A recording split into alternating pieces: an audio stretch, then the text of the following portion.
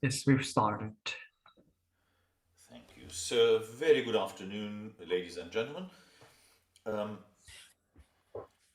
we had started to deal with the realists at the end of last semester. So, let's rewind ever so slightly to see what had happened.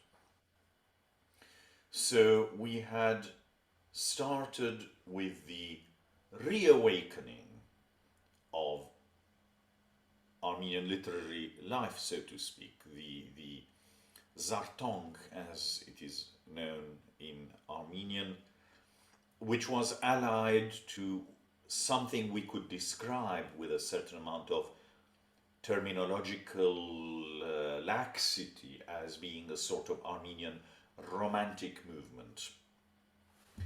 And um, as part of that generation, the generation that was involved in this reawakening, had been dedicated to the idea of elevating and educating the Armenian nation. And the decades during which those writers created and published was an era of very great enthusiasm, hope, and optimism. And it was for Armenians in the Ottoman Empire a sort of peaceful interlude. There was a calm and reasonably prosperous period, particularly if we're considering Constantinople and such um, urban centers, but particularly Constantinople. But this came to a close. This came to a close between the years 1885 and 1890, when the Armenians were again in situations of gravity with external and internal strife. There was the Berlin, uh, what's the best word to describe it? Um, Congress. Summit, or what word would you say? Congress, I would say. Congress, yeah, the Berlin Congress, and the Turkish authorities had already changed their attitude to the Armenians at that time. Now, as a historian, Marek may argue that the seeds of that were much earlier, and if he argued that, he would probably be right. But I think that is one of readily identifiable turning points, and the authorities were now looking upon the Armenians with suspicion and were accordingly also creating difficulties for the Armenians. Strict censorship had been imposed on Armenian newspapers and books and publications. Already the peoples of the Balkans had gained independence. Well, some of them had gained independence and rebelled. Foreign powers had intervened in what was perceived by the Turkish authorities as being the internal matters of the empire. And clearly, the Ottoman authorities were afraid that the Armenians one day could likewise gain the same rights as those formal subject nations. And there was also the personality of Sultan Hamid, who came to be known as the Red Sultan. And you can see various satirical illustrations of this Sultan in the Western press. Maybe some of them I've seen in Marachianyan's book, but elsewhere also. And for his purposes, Sultan Hamid often made use of the Kurds to frighten the Armenians or to cause harm to the Armenians. Now, here we have an area of overlap with another interesting aspect of the other course we did last semester, namely Ottoman Armenians in the era of the Great Patriarchs, the last of whom, or one of the last of whom, maybe the last great Armenian Constantinopolitan Patriarch, Archbishop Marachianyan, whose choch yev chosk, in other words, thoughts and words, is his personal memoir, and he has detailed descriptions of his meetings with the Sultan, because the Sultan trusted him. So we find out a lot about what the Sultan was thinking, and the Sultan had a bit of paranoia, but as with most people who have paranoia, there was always some sort of rational basis that caused his fears and suspicions. Those fears and suspicions were out of all proportion to those stimuli, but the stimuli were there. So, for example, we know that the Sultan in his huge palace would sleep in a different room each night because he was convinced that Armenians are out to get him, to kill him. So you can imagine that unlike previous sultans, some of whom behaved in a more friendly way to the Armenians and favored many Armenians who had attained high positions in the service of the Ottoman Empire and of the Sublime Porte, the high door, Parzer Sublime Porte in English, with Sultan Hamid things were rather different. And of course there was an attempt against his life, although Ormanyan suspects that that was staged by the Turks. We don't know. So the situation had changed, and what was the result of this? Well, there were several results. One is censorship, and when there is censorship, writers tried to find other ways of saying what they wanted by using allegory, but there was self-censorship. The Armenian writers in many cases were so scared about what might befall upon them. I mean, one of the very first, perhaps the first victim of the new censorship rules was the very great Armenian musicologist and church musician Haig, who, because he published a songbook which had some patriotic songs that had the word Hayastan, Armenia, in them, he was imprisoned, and he died in the prison hospital of typhoid fever, which he contracted because of the very bad conditions in the prison. A very great tragedy. But also, a third and perhaps very different consequence of this repression and persecution, which also had an effect on literary activity ultimately, was the birth in the Armenian nation, I think birth is the right word, of revolutionary organizations and movements. Now, these movements were initially on a very small scale, and they had a sort of local character, but of course the more persecution there was, the more systematized became these things, and the region of Van, for example, was a center of such activity. It wasn't the only one, but let us remember that Van had always been a sort of center of gravity for the Armenian population, and Van was, until the Armenian genocide, the one place where the Armenians outnumbered the non-Armenians. So there was a higher concentration, a higher relative concentration of Armenian population, and so there were various unions and organizations, not all revolutionary, but the revolutionary movements also found fertile ground in those circumstances. There was the Armenagan party That was founded, of course, in Marseille in France in 1885. Then in Geneva in Switzerland in 1887 there was the Hunchakian, and then in 1890 in the Caucasus in Tiflis, now Tbilisi, Georgia, there was the Armenian Revolutionary Federation, the Haig Utidjian Tashnaktsutun.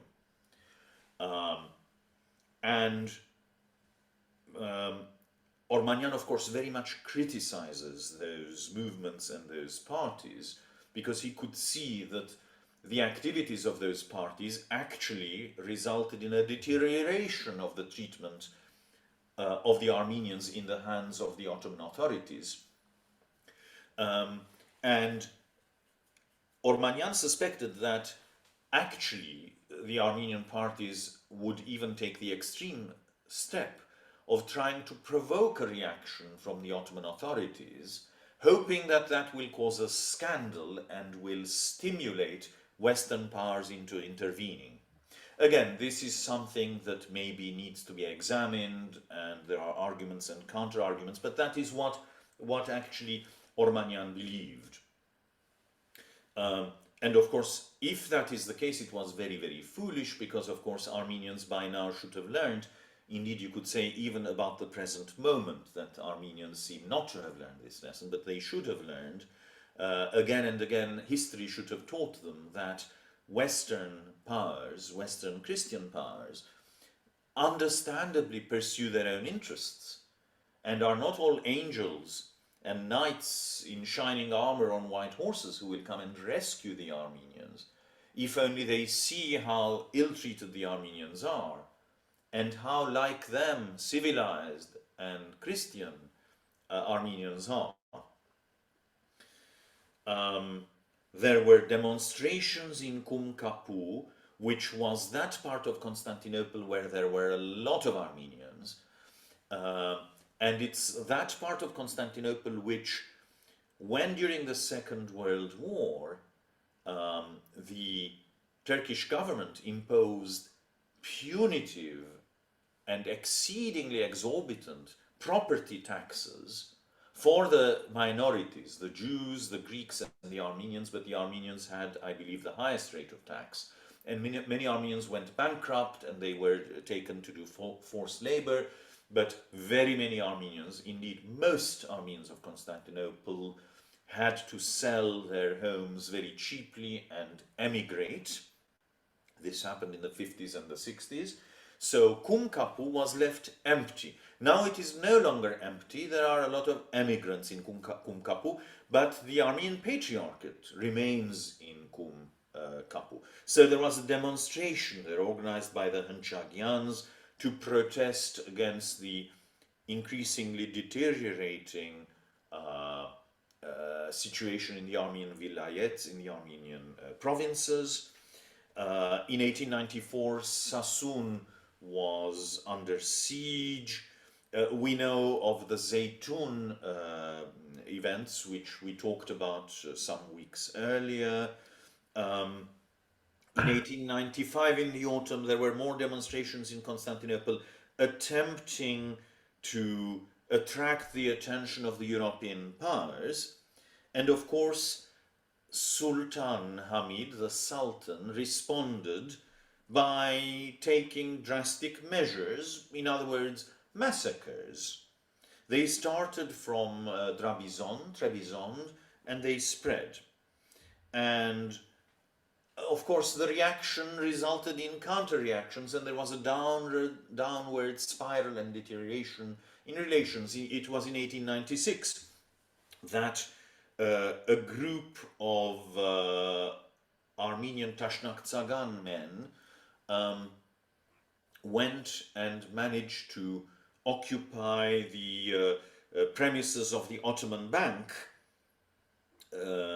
Again, they were very naively hoping to attract the attention of Western diplomats and shock those Western diplomats, which they hoped would result in the European powers pressing from outside upon the Ottoman Empire to undertake reforms and improve the lot of Armenians. But of course, and this should have been predictable, the Sultan reacted by organizing massacres, including massacres and pogroms in Constantinople itself, in front of the very eyes of those Western diplomats who were supposed to help the Armenians. So, particularly the years 1894, 1895, 1896 were grave and difficult and bloody years for the Armenians in the Ottoman Empire, even those in Constantinople, and there was open hatred in both directions. And it is in this light that we have to assess the sort of realists. They were writing in those conditions, in this atmosphere. And the first of those writers whom we shall consider is a writer called Krikor Zohrab, who was actually, it is said of him, but I don't know if it is true, that he actually had an even better command of the Turkish language, of Ottoman Turkish, than of Armenian. He was certainly referred to as being the nightingale of the Turkish parliament, because he would stand up and make extremely eloquent speeches in Turkish, of course. He was a member of parliament. He had friends in high places. Indeed, I believe he was a friend of, I think, Talat Pasha. And when, and I'm giving this lecture only 3 or 4 days after the April the 24th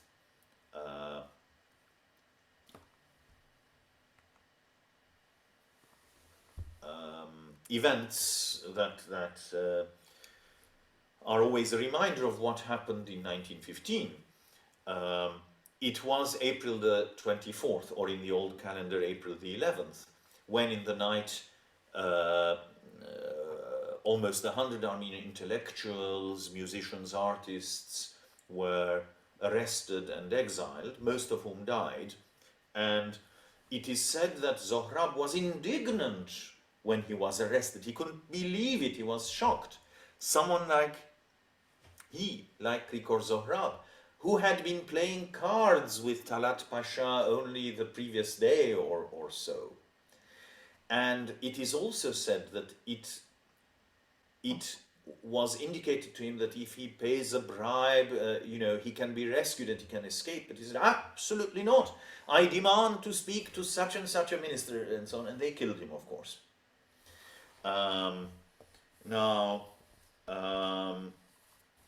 Let's talk a little bit then about Krikor Zohrab. He is referred to in Armenian as Noravebi Ishkhana, the prince of the novelette. So he excelled in smaller forms, prose, and he wrote short stories that really go very deep into the heart of the matter, and are extremely moving and very, very well written. He was Constantinopolitan. He was born in 1861. He was educated in Armenian Catholic school, as many leading writers were, it has to be said. They had a high standard of education, the Armenian Catholics, not least due to the Mkhitarist fathers who had established schools in all sorts of European cities as well as in Constantinople. He became a professional lawyer and was one of the most famous and distinguished members of his profession, and he had a reputation as an orator, and when he would stand in the Ottoman parliament and make a speech, people would listen because he really had a gift with words. And I believe he served in this capacity as a member of the Ottoman parliament for 7 years, from 1908, from the time when the Ottoman constitution was established.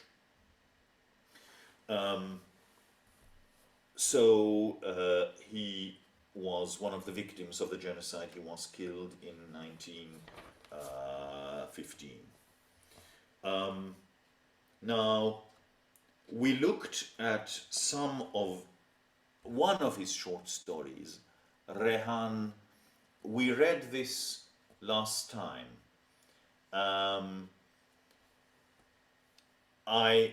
I will leave this here. I'm sorry, my screen is a little bit dark. I'll try to make it lighter.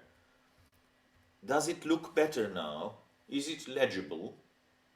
Yes, this. Yes. So, those of you who were not in this class last semester, you might care to do a screenshot and read it in your own time. This is the first page, and I shall now scroll on to the second page, which is this. So it is a rather touching story. I mean, you might say that it is I think this sort of behavior would now be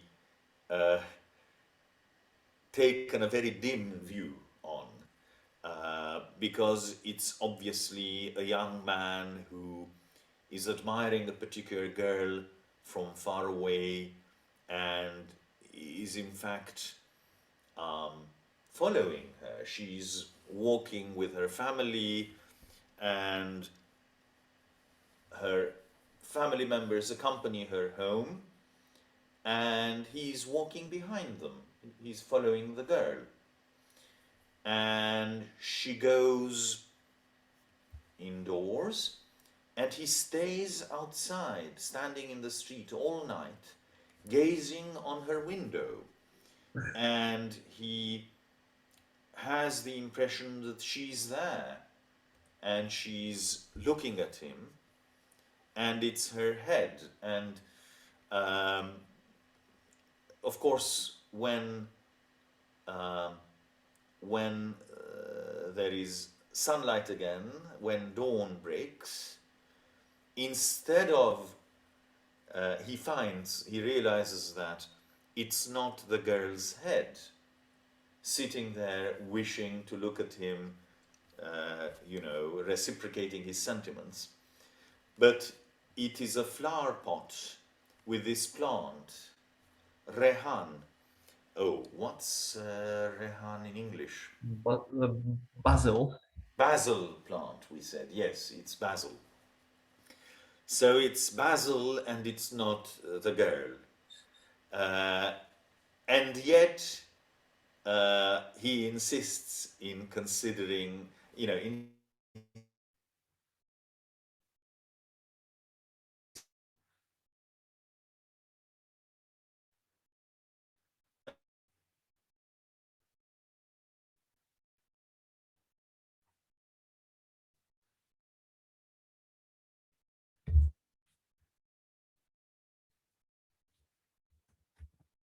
he feels, and he's angry with himself as well. So what does the story indicate? It indicates the dispersal and the sort of destruction of illusion. I wonder, should we take this story at face value as a very touching human thing? Most of us have had, maybe we have not followed girls and stayed outside their window the whole night. I hope not. But being disappointed in a romantic sense is a very common human experience.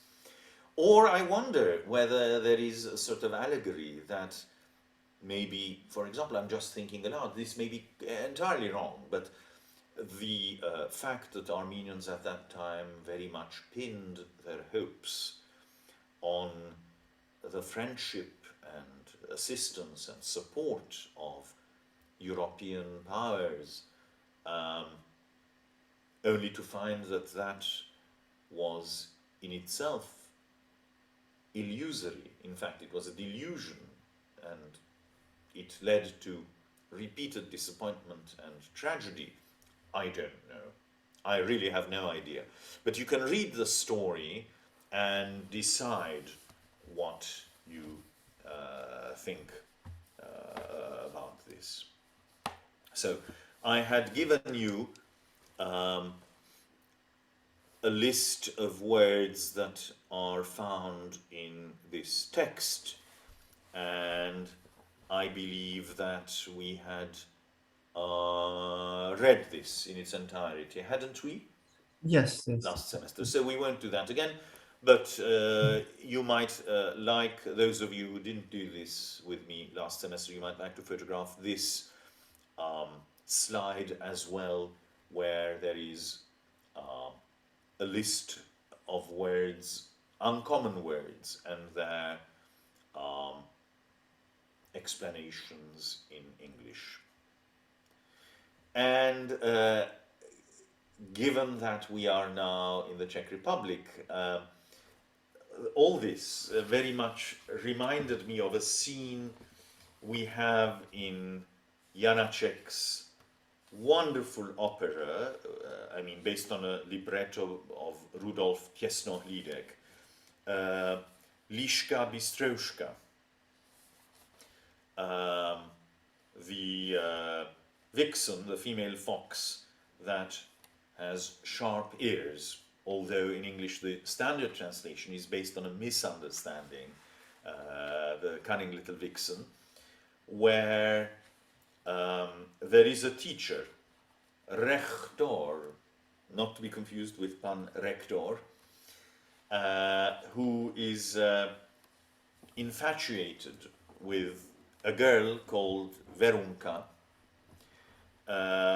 who does not quite seem to reciprocate his sentiments, and who eventually marries Hashtalka or something, Hashtalka, who is a hunter and a poacher, whom we encounter in the next act of the opera.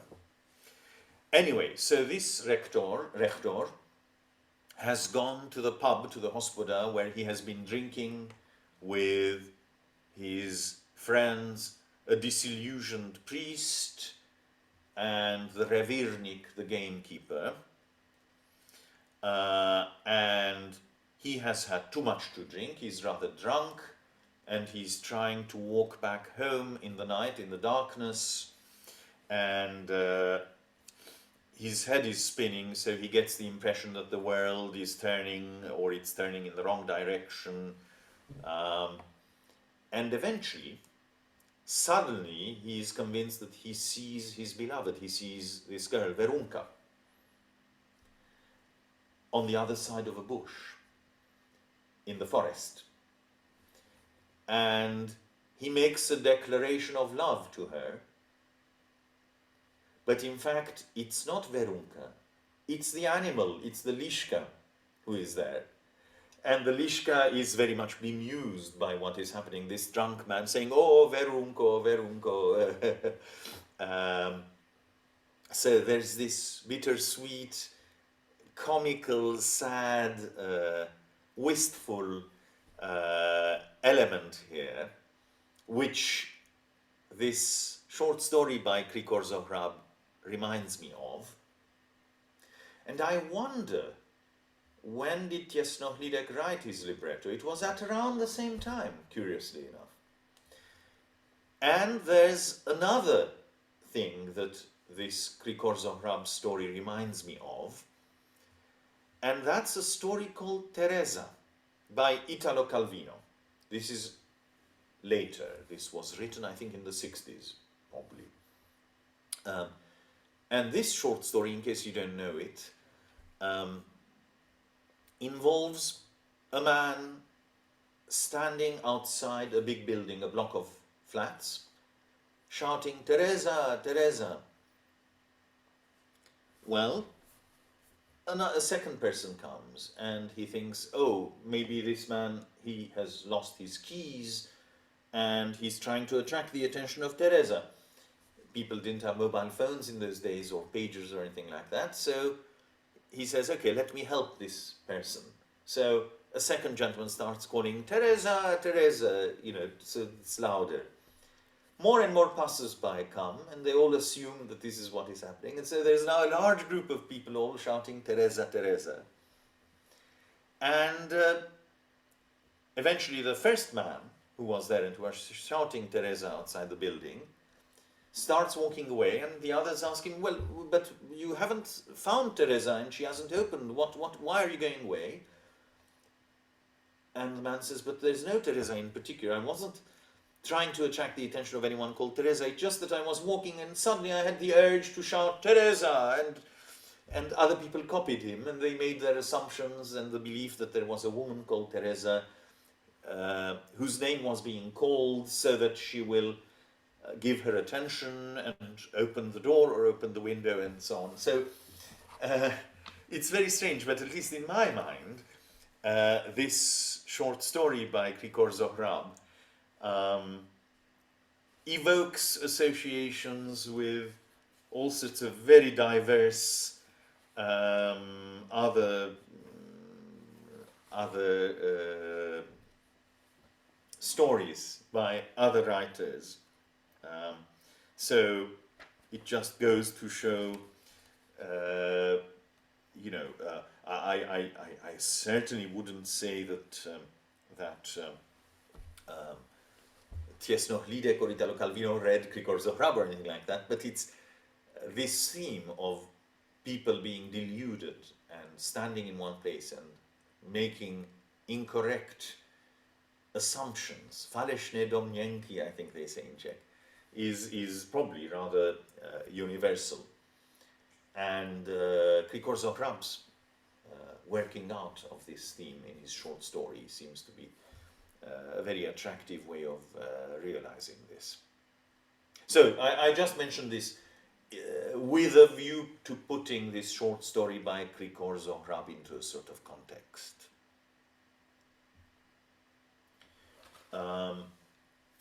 Now, had we started reading this last semester, or had I given it as maybe homework or something like that?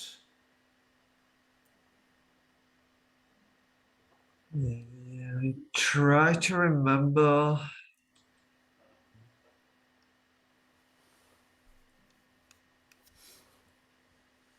I don't know. I really don't know. This one. This is an example of Krikor Zohrab. It's the diary of a traveler. So he's describing his travels, and he's doing so in a way that is very, very approachable and agreeable to read. It's very nice reading, but it's not exactly light reading because it can be very, very eloquent and very poetic. So I will read a little bit of it. Ver, aveli ver, high, higher, or up, upwards. Salzburgen tebi harav, Getronagan Եվրոպայի տաշտերուն անսահման դարածությանը կով, Գանաչ տավիշի այդ անհուն սպրվածքին տեմ, հերուն հորիզոնին վրա վիթխարի և անմրունչ զանկված մգգանքնի, Երգնքին վջիտ գաբույդին մեջ թատխելով իր ծյունաբսակ սարերուն ելևեչը, դեղ ամբե շղարշիմը մեջ բարուրվելով. Which is such a poetic opening paragraph. So, southwards from Salzburg, next to the boundless expanse of the fields of Central Europe, against that infinite spread of green velvet, stands far away on the horizon, a gigantic and silent mass, dipping the ups and downs of its mountains crowned with snow into the clear blue of the sky, being here and there in places surrounded by a veil of clouds. This is almost Dickensian, this description. Look at the third paragraph, which again shows he uses various techniques to grab his reader's attention. Դափագություններու սիրահարները թողոս չկան, դարօրինակ երգիր, ուր կալել չգա, մակլցիլ գա, ուր գանքարնել չգա, բարձրանալ կամ ինալ գա.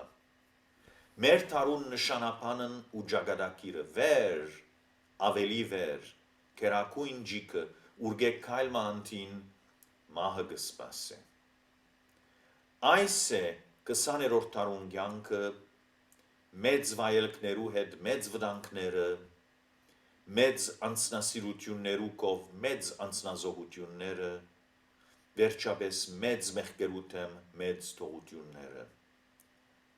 Թույցազնության թար, որ մահը արհամարհելու մեջ իրեն հավասարով պիտի չունենա. Ոչ այն մահը, որ մարդ բادرազմի տաշտին վրա կպնդրե իր նմանները սպաննելով, այլ ան, որ իր նմաններուն օգտին կնվիրվի. So, let me try and translate this. Lovers of flat spaces, let them not come here. A strange country where there is no walking but climbing. There's no stopping, there's rising or falling. The motto and the fate of our century. Upwards, further up, the ultimate effort, a step beyond which death awaits. This is the life of the 20th century. Great dangers together with great enjoyment. Instances of great selfishness next to great self-sacrifices. Finally, great forgiveness against great sins. A century of heroism which will not have an equal to it in its contempt of death. Not that death that man seeks on the field of war, killing his fellows, but he who dedicates himself to the benefit of his fellows. And he goes on to describe explorers and the sailors, saying, Mer tarun surpern en anonk, they are the saints of our century. And then he becomes more specific and he describes his own climb. But he took a funicular railway. He says, Yesim verelkes kadaretsi hankisti, yev abahovutyan polor pachtzatзвած պայմաններուն մեջ, Ֆինիկուլերին գարմիր թավիշե նստարանին վրա լավ մը դեղավորված. So, unlike other people who risk their lives to climb to the top of Mont Blanc, people who lost their lives in their attempts to do so, people whose statues are in prominent locations because of their heroic efforts, he says, in my case, I effected my ascent in all the desired conditions of comfort and safety,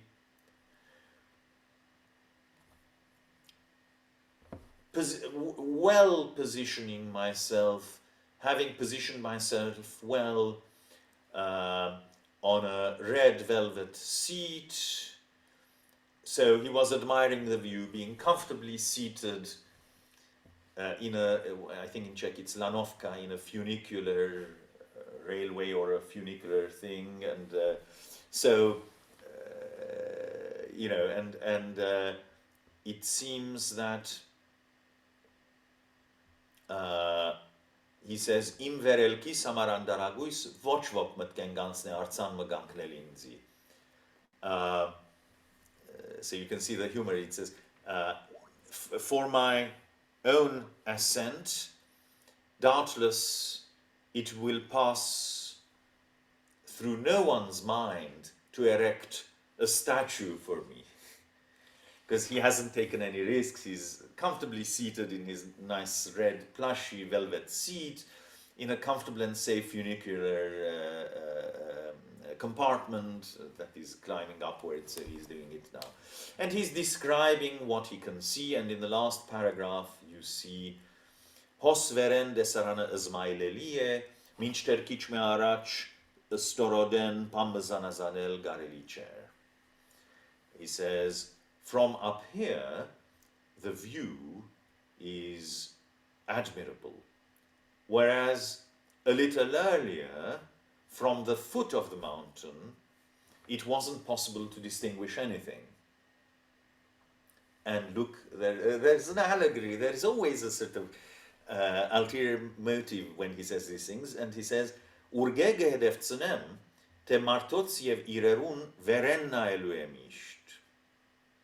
Nail kitnalue lain azad makur naivatskov.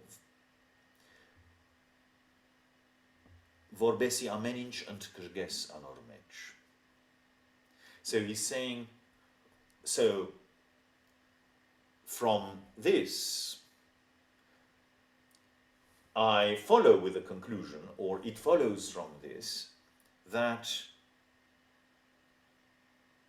one should look at people and objects always from above. And one ought to know how to look. Nail kitna lue. Broad, free, clear look. So one should know how to look. In other words, with a broad, free, and clear look, so that you can embrace everything within that look.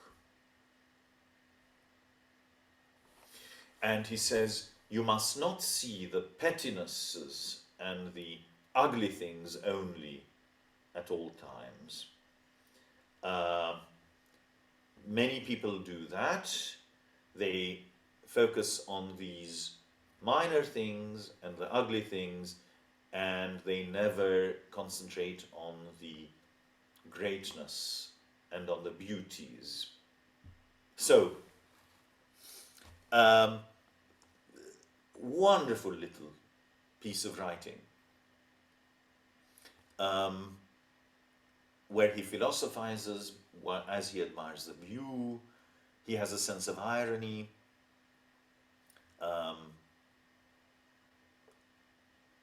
Maybe for a Czech reader, this might remind one of some of Karel Čapek's descriptions of his travels. The comments he made when he visited England and Scotland, for example. So this sort of thing where he's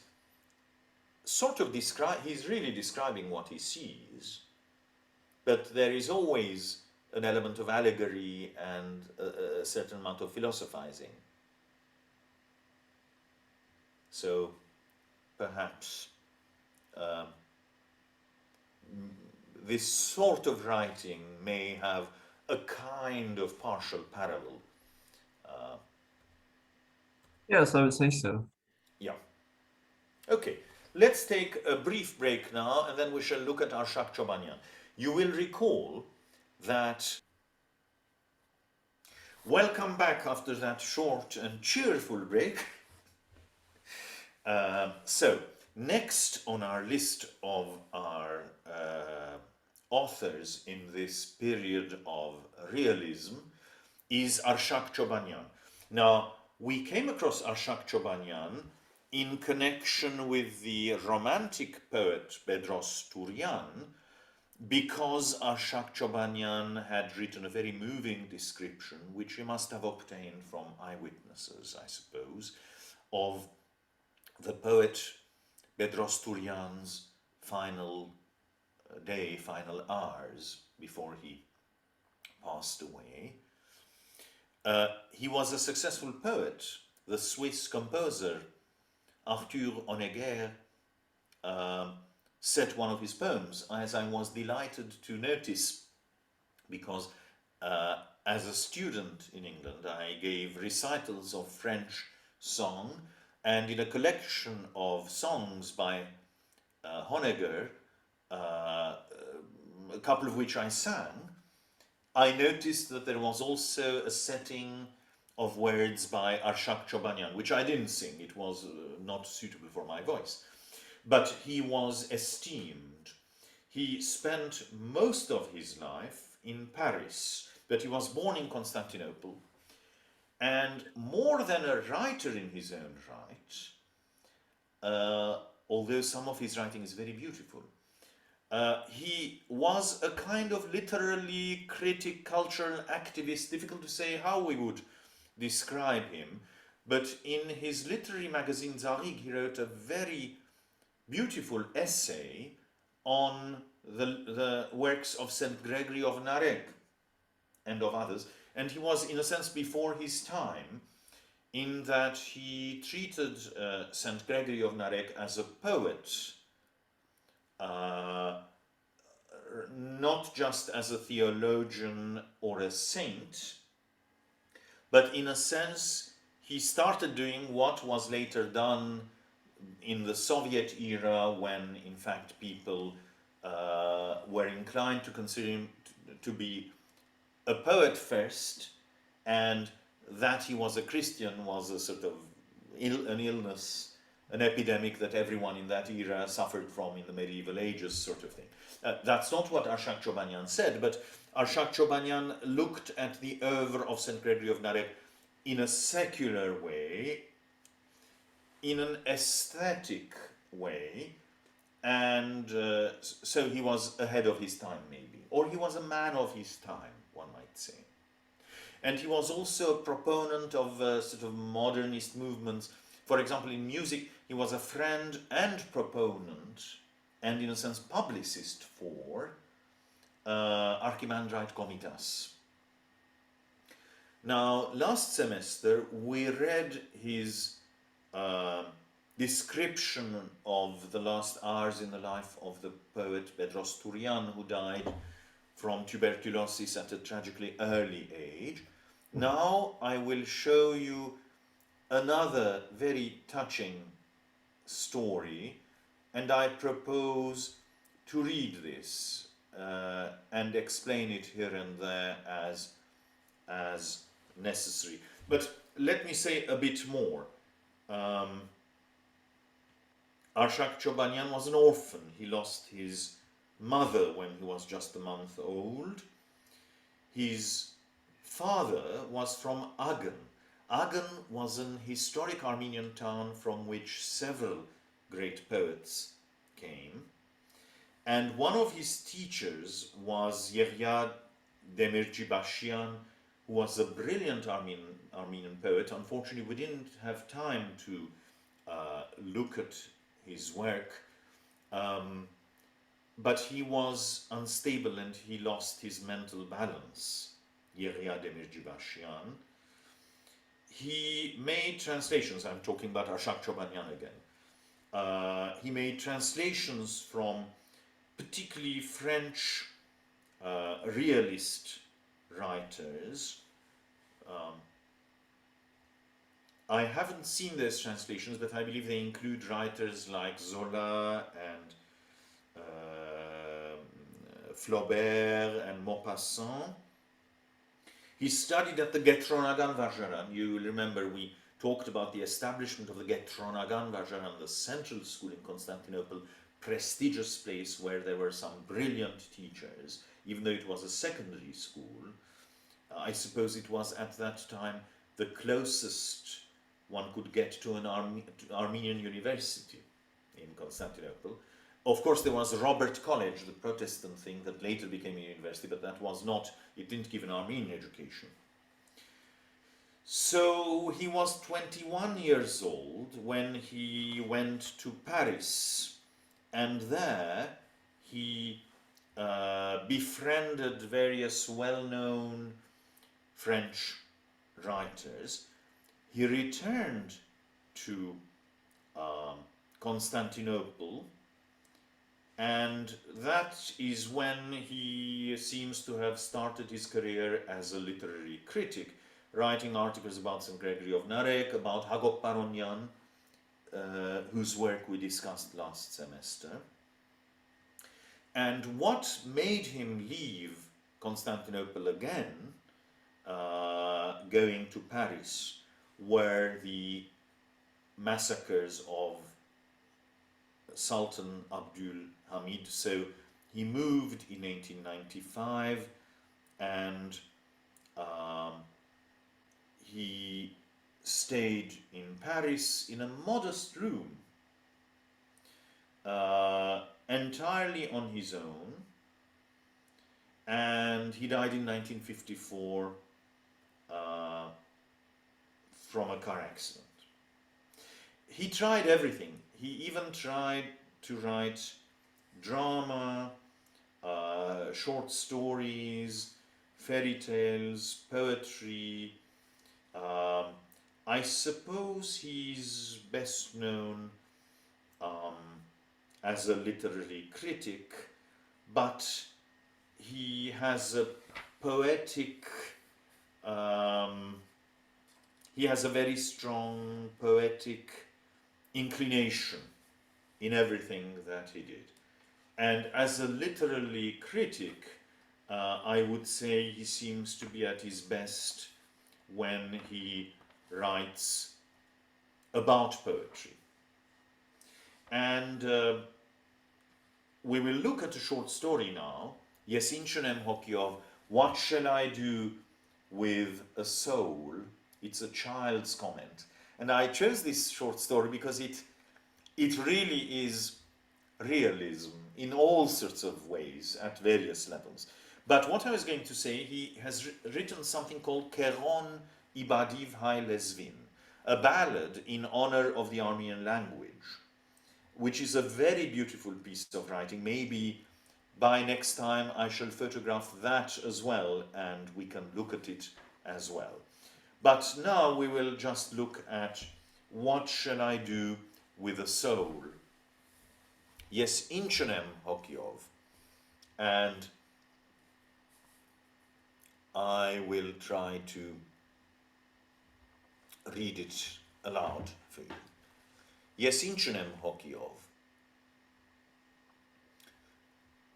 Ծմերվան անուշ գիրագիներեն էր, ծուրդ օթովմը, որ ավելի քաղցր գնե դունը մնալու եսական հաջույքը։ Դանվարի բզդիկ սենյակին մեջ, ուր վարարանին դակության թուլցած մտնոլորդը ապրիլը հաջելի գնեին։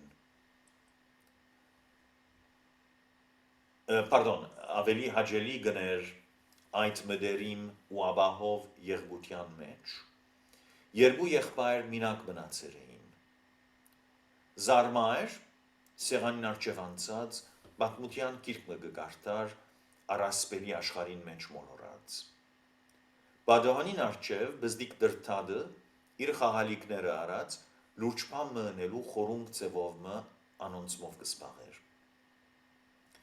Դրդում երկմը երգնցավ պողոցին ձայրեն, թավ ծայնի գդորներ լայն ողբերկ մը գտրցնեին, որ հովին մեջ գդոր գլար, դրթադ ագանչ դրավ, ծայները մոդեցան, խունգի հոդմը մինչև սենյագի ներսը մդավ, եկեղեցի քաղցրություն մը պերավ հոն, ու բադուհանին առաջկը թապոր մը երևցավ, խաչերով, մոմերով, սևասկեստ մարտերով, ուղարգավորություն մներ։ So let me explain something. There are two children who are at home, Zarmar and Dırtad. Zarmar is reading a history book and he is submerged in this sort of mythological world that he is reading about. And the other child, little Dırtad, is playing with his toys in a very serious way in front of the window. And suddenly there's a sad song. I've reached the second paragraph now. I'm sort of summarizing. I'm not translating it word for word in its entirety. A sad song started to become audible, extending from the edge of the street. Rather low, deep voices were releasing a broad lamentation, a sad song, which the wind was breaking into pieces, and Dırtad started paying attention and listening. The sounds, the voices came nearer, and the odor of incense came to the interior of the room, bringing there a sort of church-like sweetness. And in front of the window appeared a procession, a funeral cortege, a procession with crosses, candles, and men dressed in black. It was a funeral. Do you remember when we were reading Bedros Turian, how he was envisaging his own funeral? Here too again we find a funeral. It's not chance that those Armenian writers were obsessed with death and with funerals. Anyway, let's continue. So I've reached the third paragraph now of the first page. Dırtad զարմացած նայեցավ. Արջի անգամն էր, որ իր կյանքին մեջ կանտիբեր այս տեսարանին, չհասկացավ զայն, ու պնաստապար, դղոց անհատ և պնավոր հետաքրքրությամբ մը զարմար բորած, ինչ է աս։ Dırtad was surprised and amazed. He looked. It was the first time in his life that he encountered this scene.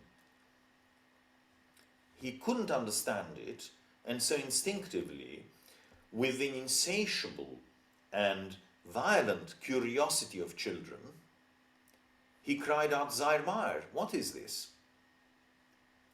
Zarmar, the other child who had been immersing himself in a book of history and mythology, Zarmar, tshko իր ընթերցումին կինովութենն ստապվելուն, գլուխը վեր արավ, վարգամը նայեցավ ու մերել է մրմնչեց. So Zarmar, who was peeved or displeased to have been brought round from the drunkenness of his reading, raised his head, looked for a moment, and murmured, it's a dead person, merel.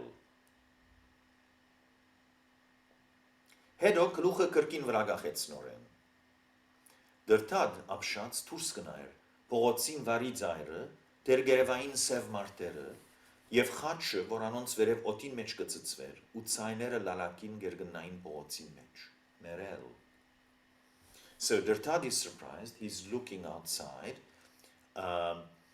and he's seeing still those black men dressed in black, that is, and they were holding a cross, probably on a stick, so the cross was looking as if it's floating at the top in the air, and the voices, that sounded as if they were weeping, were extending through the street. Merel, a dead man. Վախը չեր սկացածը, բայց անհանգստությունը, չհասկացված բանեն անձանոթին առջև վրդովումը. What he felt was not a fear, but a sort of malaise, a sort of discomfort caused by something that is not understood, being disturbed in front of the unknown. Ինչս էլ է մերել? What does merel mean? Զարմար գիրքը ցկեց. Զարմար abandoned the book. Բզդիգին հարցումը իր ծիծաղը շարժած էր. Բզեզ, դեր չեր գիտեր. Զարմար abandoned the book. The question of the child, of the small child, of the younger child, had brought about his laughter. The broke, in Czech, the cockroach, he still didn't know. He explained to him. At martigը հիմա կերեզման գդանին գոր մարդը, որ մերած է. At մարդը ալ բիդի չաբրի, ալ աշխարի վրա բիդի չբդդի, ալ բիդի չուդե, բիդի չխոսի, բիդի չդեսնե. Those people are now taking to the cemetery a man who is dead. That man won't live anymore. He won't move about in the world. He will not eat. He is not going to talk. He won't be able to see. Dırtad, աչվները բացած մդիկ կներ, խաղալիք մզոր ցերկը բռներ վարինգավ. Dırtad, having opened his eyes, was listening.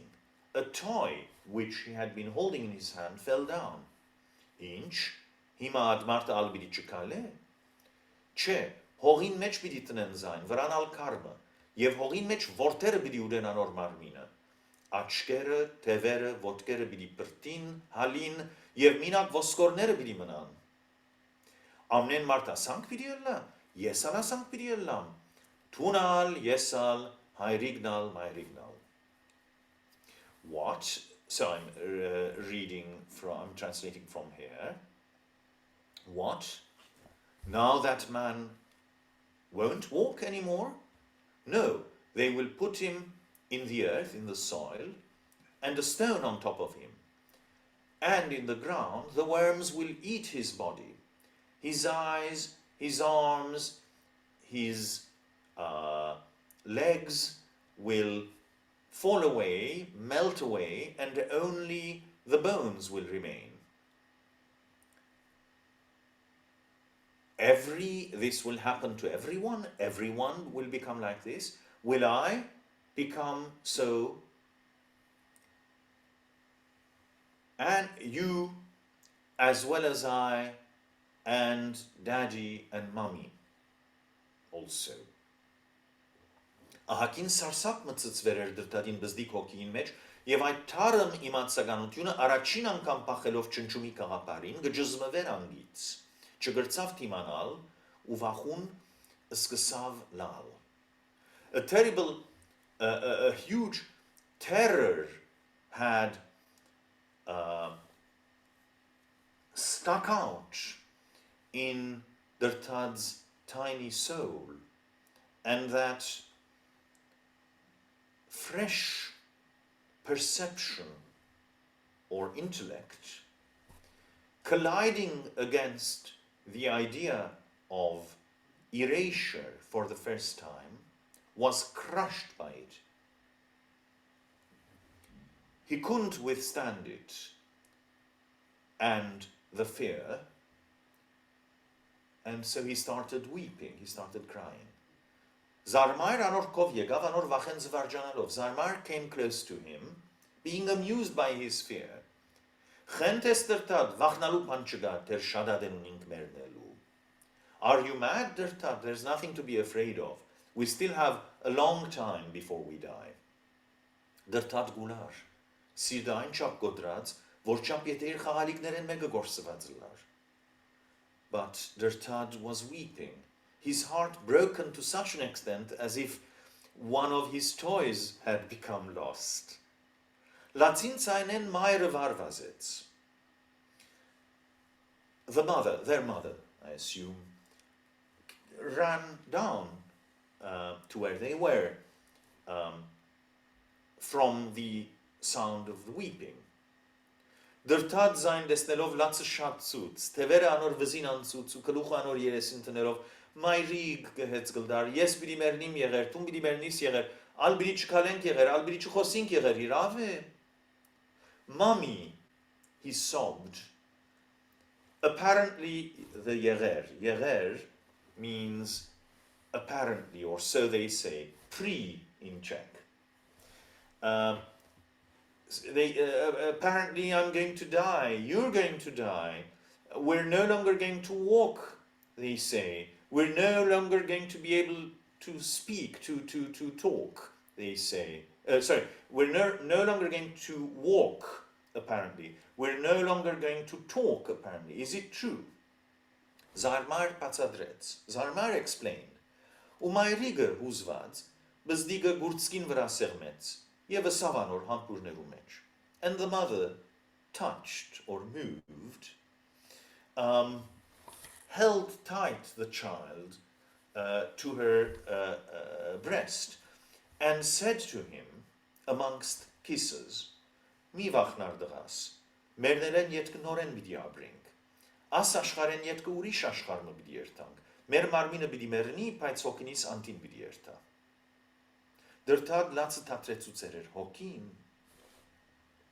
So, this is where we got to. I'll translate now.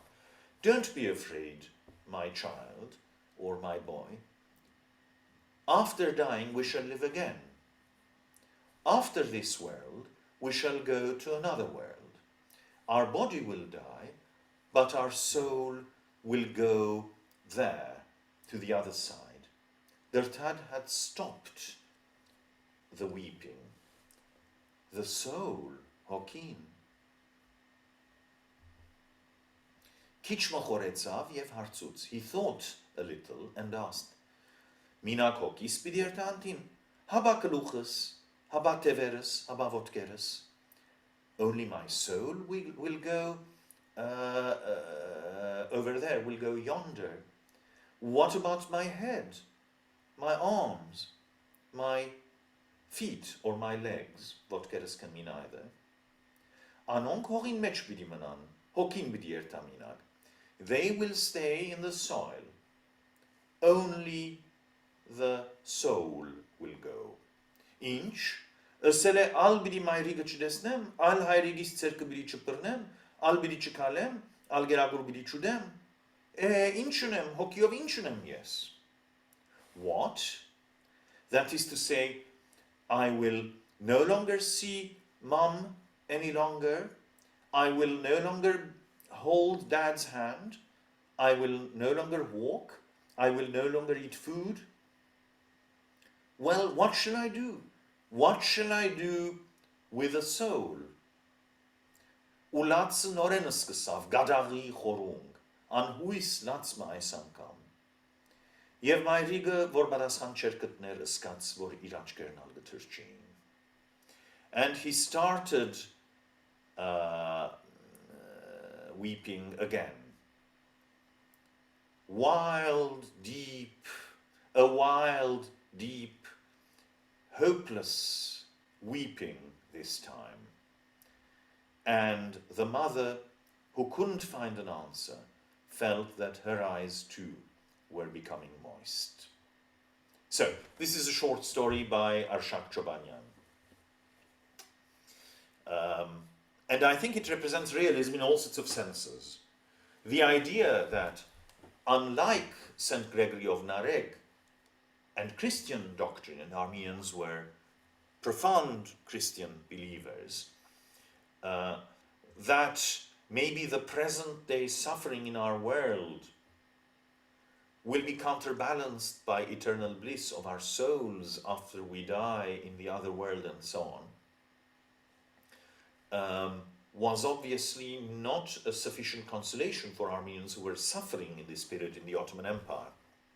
Now, I don't want to politicize this story. It's a very touching story of a little child who cannot understand the meaning of what a soul is, what eternal life is, and so on. But ultimately, what the child is saying, but what use to me is my soul if I'm not going to be able to hold my father's hand and see my beloved mother and eat food? What shall I do with this soul?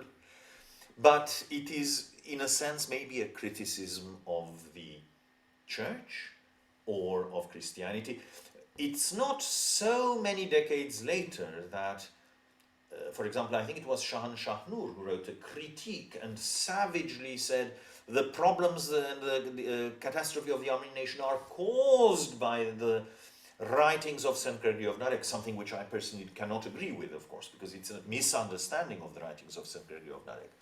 But it has to be said, sociologically speaking, that during different times, Christianity and the promise of eternal life had been used to console serfs, badly paid workers, people who were exploited by others, as a consolation, saying, suffer now, it doesn't matter, because when this life ends, there's going to be something better. And that is, of course, an abuse of Christian doctrine also. Christianity doesn't say that what we do here doesn't matter. Christianity says we have a chance to do the best that we can be in this world before we go to the next. But anyway, I hope you liked this little story. It was a nice example of Arshak Chobanyan's writing.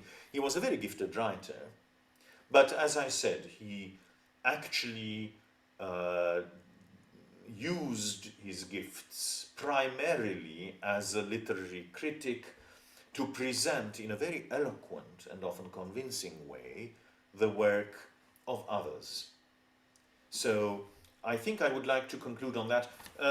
Marek, continue recording, please. Tell me what your impressions are, what your views are, and if you have any questions, let's record that as well, because your feedback will be of very great interest as well. Yes, I would firstly I would start that I very much enjoyed the short story, and it's also closer to my level.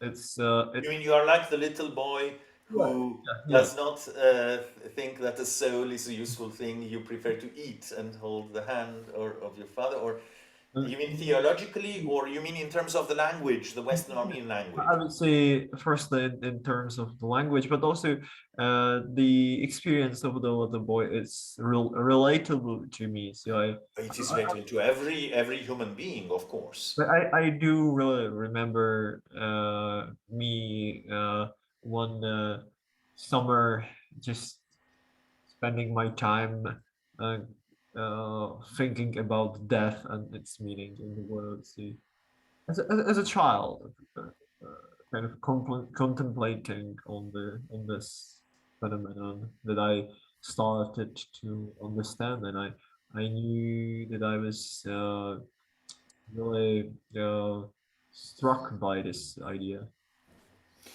And of course, it is notable that the slightly older child is making fun of the younger child because he has already entered this state of stupor in which most people spend most of their lives, when death seems so far away that they somehow assume that it will not touch them. It is so far away that they don't feel that they should think about it. Whereas, in fact, Seneca said that people don't spend enough time preparing for their death, and even, in fact, Christian thinkers and writers have emphasized that one should consider the end of our life in this world all the time. And there is this idea in St. Gregory of Nareg also. I think it is the end of the 12th word, a prayer that is often used during Compline, during Great Lent, where in effect this is a prayer that he's saying before going to bed, before retiring for the night. And in a sense, sleeping and getting up in the morning is a little bit like dying and then being resurrected again the next day. But I hope I'm not misquoting, but I have the impression that there is just a little phrase there. I've got my this is my favorite edition of the, in a single volume, of the complete extant works, indisputed extant works of St. Gregory of Nareg, edited by my late teacher, Archbishop Marachianyan of blessed memory. The millennial edition, the millennial publication, and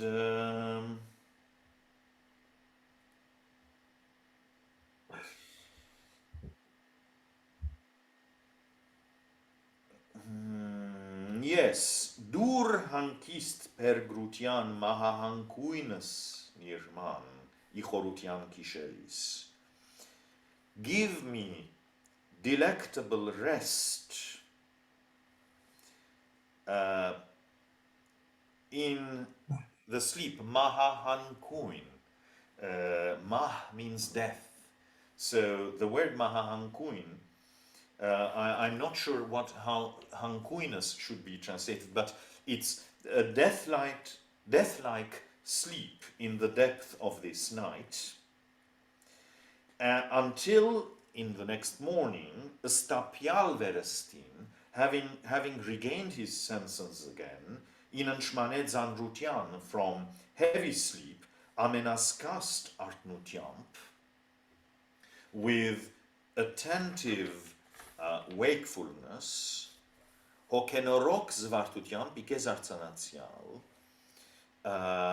with joy or gladness that renews the soul. So you see, there is the idea of sleep, the regular sleep that one usually experiences once a night, being like a sort of death. So that he can then get up and stand before God, engage in prayer, and send his praises to the celestial King, joining the celestial groups who are giving praise, singing with them, Yerkak Tsial, to the ineffable King, to the King of ineffable glory, Takavor Parats Anjarits. So, but I think you can find in Catholic theology as well the idea of sleeping and getting up being a sort of death and a kind of resurrection. So, yes, this short story reminds us that people do not think sufficiently of death, but the fact that the mother is moved and she herself finds her eyes getting moist when the child is protesting because he had his first encounter with our mortality. It's something so deep. Maybe it's something we suppress in us, but the mother also, she is not able to find an answer. I think there is this also the person of the older boy is an interesting one, because yes. there is not only the stance which is explicit that the death is far away, but also this attitude that kind of rejects thinking about this phenomenon deeply. And he's irritated anyway because he's a classical escapist, the older boy, because he has been immersing himself in a history book, and although it says Bakmutian Kirk, which means a history book, unless he means a story book, but I think it's a history book, and yet it says Araspeli Ashkarin Mech Molorad. He has been led astray, Molorutun. He has gone beyond where he should go. So he is being misled in a sense by that history book into the world of myth. And his little brother, I imagine it's his little brother, being disturbed by the funeral irritates him because it's destroying his imaginary world, the world of the book that he's reading. Also, maybe not without significance, is the fact that little Dertad, the child who is perturbed by the idea of death and the loss of our bodies and remaining with our souls alone, he's playing with all seriousness, and that is his world, whatever he's focusing on, the toys with which he's playing, but he drops his toy. And the author says, Arshak Chobanyan says, that he is distressed as if he had lost one of his toys, because what's the worst thing that can happen to him in his own view, this child? The worst thing that can happen to him as he sees it. He does not think that he might become ill and die, or there might be a massacre and he might lose his parents or anything like that. No, the worst that he sees that might happen is that he might lose one of his precious toys. And this is a catastrophe of the same scale. So there is a little bit of humor in this as well, but it's I suppose, a sad reflection of the human condition in a child's eye. So again, as with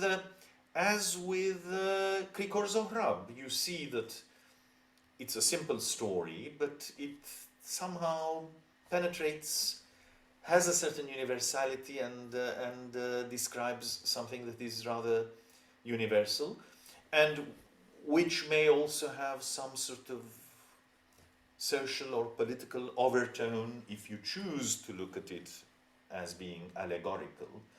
It's difficult for us to know to what extent such a story might have been received with its allegorical dimension as well for a contemporary readership.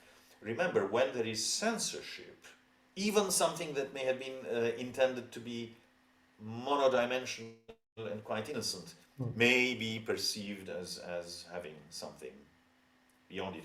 Interesting that Arpiyaryan, whom time does not allow us to cover in this course, wrote a novel called Garmi Jamuts, which is about a rich Armenian who has two entrances to his house. One is very, very grand, and that's where he receives Turkish dignitaries.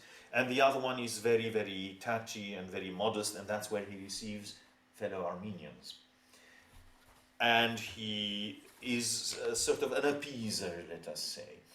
But there is Der Husig, who is a sort of down-to-earth priest, and Der Husig wants Armenians to resist the Turkish oppression, and during the Sunday liturgy, when they gather little coins for happy purposes, for good purposes, charitable purposes. Sorry, the phone distracted me. He has a plate which he calls Garmir Jamut. It's for the church, but it's red. It's for blood, because they use that money secretly to buy weapons.